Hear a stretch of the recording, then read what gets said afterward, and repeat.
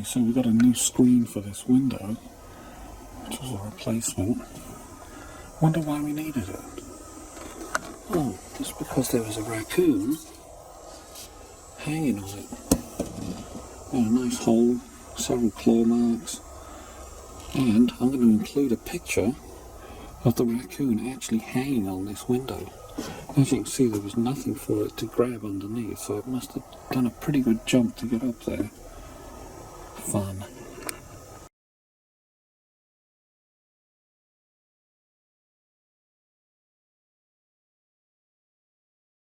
Got one of these kits at Home Depot. In the box you get the new screen, get some spline that's meant to fit, and a little tool. I actually have one of these tools which I find works a little easier for my arthritic hands. You'll need some scissors to cut that with, and I've got a screwdriver. A pick would be better. I'm going to use that to get the spline out of the corners. Now, when you look in this corner, you can see that the spline goes all the way around. Same with the next one. Carry on. And here's where I took the sample. So they start the spline here, then they go all the way around because they're doing it on a machine or something very clever. Ends here. You can do it in 4 pieces if you want. I'll see how many pieces I can do it in. The screwdriver is used to pick that out. So you've got to pull this out to get the old screen out. Okay, let's get going. Okay, so you can see here where I've got the spline out using the screwdriver, and then you just keep peeling it out like this all the way around. Let's hang on to this just in case the new spline is the wrong size. But I'm going to just keep doing this. Okay, so you see, the spline is out. So what you've got to do, sort of push it from the other side, and it should start coming out.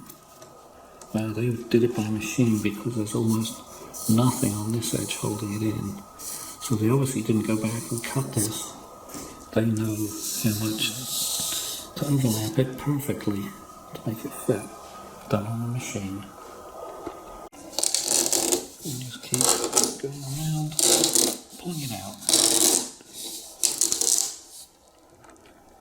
So I've just relayed the screen back in, lining it up in that corner. So I wanted to show you how much they had overlapped. As you can see here, it's almost nothing. So yeah, they maximised the use of their screen. So I'm setting it up with this much overlap. On that side, I'll do the same when I get to the other. So I'll just cut along here with the scissors. That should be good. Right, same cut across that edge, the long edge. So using the front roller, which is the grooved one, I'm starting in the corner. I'm going to run it up that way. Well, it seems to be going in fairly well. Just have to move a little. I'm also checking on the other side to make sure that I don't run out of available material. It's getting a little short, but it's still good. This is why you leave extra when you're doing it by hand. Right, so I've got 2 sides in.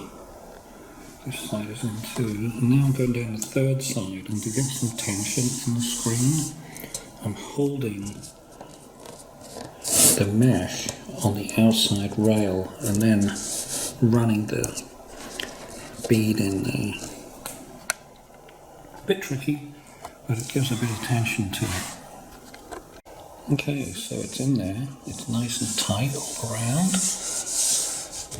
Yep, pretty good, pretty even. That was lucky. Okay, so all I've got to do now is trim it at this corner and then tuck it in. Then I'll show you how to do the final trim with scissors. And for the final trim, you can use scissors. Just keep the opening nice and small. You need nice. Once you get it started like that, I can't actually push it with one hand. Don't have my tripod with me, so I'll do little snippings.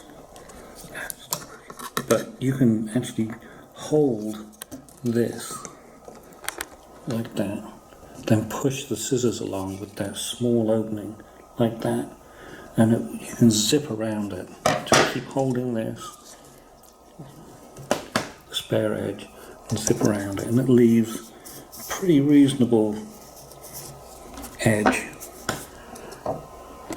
And there it is with all the edges trimmed off. The instructions on the box say you can use a utility knife, but I just had to find using scissors is just a lot easier. Yeah, it sticks out a bit, but it's fine. You want to have a look around at the spline that you pushed in, make sure that you don't have bits like this where it's sticking out a bit.